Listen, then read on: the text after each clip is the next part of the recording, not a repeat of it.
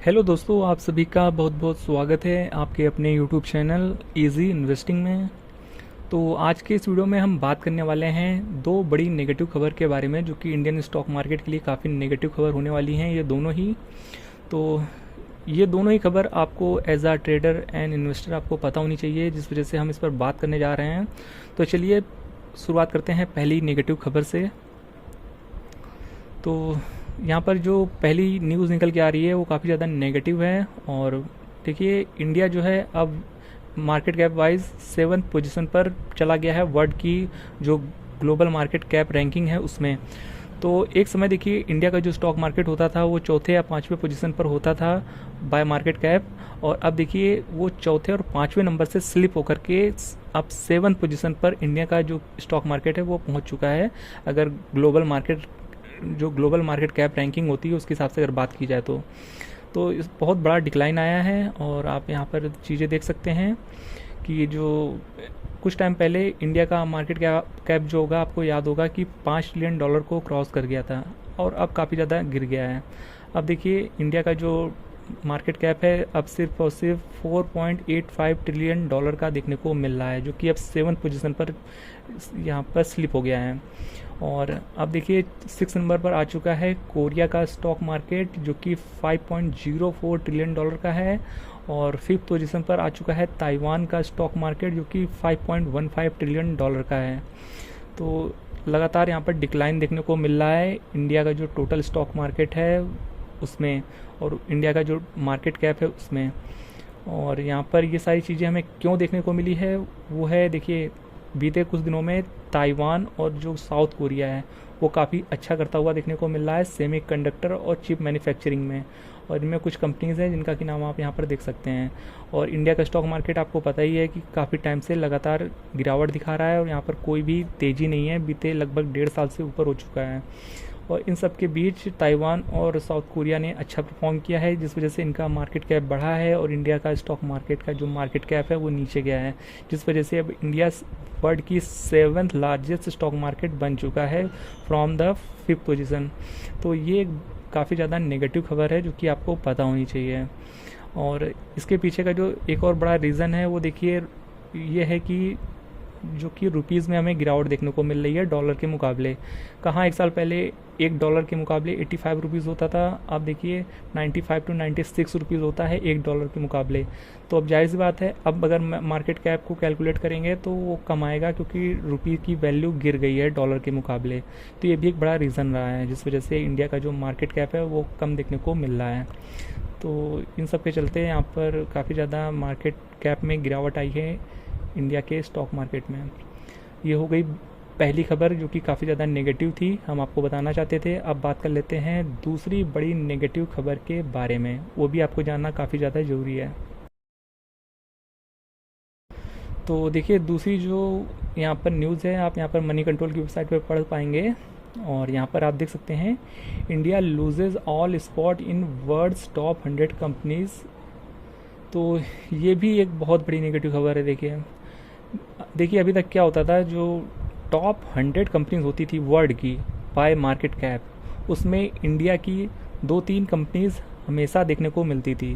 पर अब देखिए ऐसा पहली बार हुआ है कि जो वर्ल्ड की टॉप 100 कंपनीज़ हैं उनमें से इंडिया की कोई भी कंपनी इस समय नहीं देखने को मिलेगी। सारी इंडियन कंपनी वर्ल्ड की 100 कंपनीज से बाहर हो चुकी हैं। यानी इतना ज़्यादा मार्केट कैप इन कंपनियों का गिर गया है कि अब कोई भी इंडियन कंपनी टॉप 100 कंपनीज़ की लिस्ट में आपको देखने को नहीं मिलेगी वर्ल्ड की। और आप यहाँ पर पढ़ भी पा रहे होंगे कि no Indian company in world's top 100 by market cap for first time. देखिए पहली बार ऐसा हुआ है कि कोई भी इंडिया की कंपनी नहीं है वर्ल्ड की टॉप 100 कंपनीज़ में बाय मार्केट कैप। और एक समय देखिए रिलायंस और HDFC बैंक और TCS जैसी कंपनीज़ इसमें देखने को मिलती थी, और अब ये तीनों ही कंपनी इस समय बाहर हो चुकी हैं। कोई भी कंपनी इनमें से आपको नहीं देखने को मिलेगी टॉप 100 कंपनीज़ में। और ये एक बहुत बड़ा नेगेटिव है। और यहाँ पर आप देख पाएंगे कि ये लिस्ट है देखिए टॉप 100 कंपनी की, और यहाँ पर आपको कोई भी इंडियन कंपनी देखने को नहीं मिलेगी अभी के टाइम में, सारी कंपनी बाहर हो चुकी हैं। और एनवीडिया का तो आपको पता ही होगा, हमने आपको कई बार बताया है, एनवीडिया एक ऐसी कंपनी है जिसका कि मार्केट कैप पूरे इंडियन स्टॉक मार्केट की कंपनी से बड़ा है। यानी एक तरफ एनवीडिया रखें और एक तरफ पूरा इंडिया का शेयर बाजार रखें, एनवीडिया का मार्केट कैप इंडिया के पूरे शेयर बाजार से अकेले बड़ा है। सोचिए सिर्फ ये एक स्टॉक है, और हमारे इंडियन स्टॉक मार्केट में कितनी सारी कंपनियां हैं, 5-6 हज़ार कंपनियां हैं, और एक तरफ 5-6 हज़ार कंपनियां और एक तरफ एनवीडिया अकेले, और एनवीडिया का मार्केट कैप उन 5-6 हज़ार कंपनियों से ज़्यादा है, यानी पूरे इंडियन स्टॉक मार्केट से ज़्यादा है। तो ये भी अपने आप में एक बहुत बड़ी बात है। और अब यहाँ पर देखेंगे तो कोई भी इंडियन कंपनी आपको देखने को नहीं मिलेगी, जो कि एक समय टीसीएस, इन्फोसिस और एचडीएफसी बैंक जैसे स्टॉक्स इसका हिस्सा हुआ करते थे। और ये पहली बार हुआ है ऐसा कि कोई भी कंपनी नहीं है इंडिया की। देख पा रहे होंगे यहाँ पर आपको कोई भी इंडियन कंपनी देखने को नहीं मिल रही होगी। तो ये भी बहुत बड़ा नेगेटिव है। और आज की डेट में देखेंगे तो ये जो टीसीएस है, जो कि एक समय टॉप 100 कंपनी का हिस्सा हुआ करती थी, और ये देखिए 49, लगभग 50% का करेक्शन है, 50% क्रैश हो चुका है, लगभग आधा हो चुका है टीसीएस अपने ऑल टाइम हाई से। तो ये एक बड़ा रीज़न है जिसके चलते ये बाहर हो गया है। और एचडीएफसी बैंक की भी बात करें तो ये आज की डेट में देख लेते हैं यहाँ पर कितनी गिरावट है ऑल टाइम हाई से। तो यहाँ भी 25% का फॉल है, 25% का बड़ा क्रैश है। फिर रिलायंस की बात करें तो रिलायंस भी यहाँ पर देख लेते हैं कितना गिरावट दिखा रहा है। तो यहाँ पर भी 18% का करेक्शन है, बहुत बड़ा करेक्शन है ये भी, क्योंकि ये इंडिया की एक समय कह सकते हैं वो सबसे बड़ी कंपनी थी। तो यहाँ पर इतना बड़ा करेक्शन बहुत बड़ा होता है, और ये कोई छोटा मोटा करेक्शन नहीं है, क्योंकि ये बहुत बड़ी कंपनी है। तो इन सब के चलते इंडिया का भी मार्केट कैप गिर रहा है टोटल, और इन कंपनियों का भी मार्केट कैप गिर रहा है, और ओवरऑल जो सेंटीमेंट है वो काफ़ी ज़्यादा ख़राब हो रहा है, और कोई भी अच्छी खबर नहीं है फिलहाल से। तो ये दो बड़ी नेगेटिव खबर थी जो हम आपके साथ शेयर करना चाहते थे।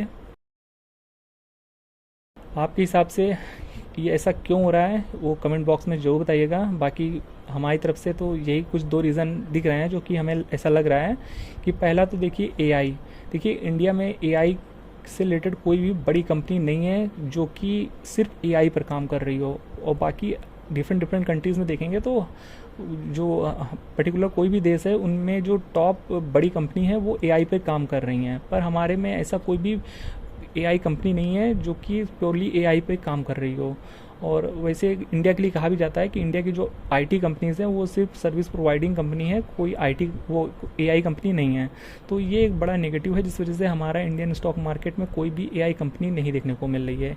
और इंडिया में मेनली लोग इन्वेस्ट इसलिए करते हैं क्योंकि यहाँ पर कंजम्पशन बेस्ड वाली कंपनीज का परफॉर्मेंस अच्छा रहता है, इंडिया कंजम्पशन के लिए ज़्यादा बेटर माना जाता है। और बाकी जो इंडिया की जो कंपनीज़ हैं या फिर इंडिया की जो आईटी कंपनीज़ हैं उनमें भी कुछ खास अर्निंग ग्रोथ देखने को नहीं मिल रही है। जहां दूसरे देशों की कंपनियां लगभग बहुत ही अच्छी अर्निंग्स पेश कर रही हैं अपने क्वार्टर अर्निंग्स में जो शो करती हैं, और इंडिया में ऐसा नहीं देखने को मिल रहा है। यहाँ पे बहुत ही स्लो ग्रोथ देखने को मिल रही है अर्निंग्स में। तो जब अर्निंग्स ही नहीं है तो वैल्यूएशन कहाँ से मिलेगा, तो ये भी एक बड़ा रीज़न देखने को मिल रहा है। बाकी रुपया तो गिर ही रहा है, उसी के चलते इस सारा हो रहा है चीज़ें, क्योंकि इससे मार्केट कैप में काफ़ी ज़्यादा इम्पैक्ट देखने को मिलता है। तो ये में भी सारे रीज़न हो सकते हैं जिसकी वजह से यहाँ पर हमें सारी चीज़ें देखने को मिल रही है। तो मेनली ये 2 अपडेट था जो हम आपके साथ शेयर करना चाहते थे। उम्मीद है ये वीडियो आपको इन्फॉर्मेटिव लगा होगा। वीडियो इन्फॉर्मेटिव लगा तो वीडियो को लाइक कर दीजिएगा, चैनल पे पहली बार विजिट कर रहे हैं तो चैनल को सब्सक्राइब भी कर दीजिएगा। मिलते हैं नेक्स्ट वीडियो में, तब तक के लिए गुड बाय।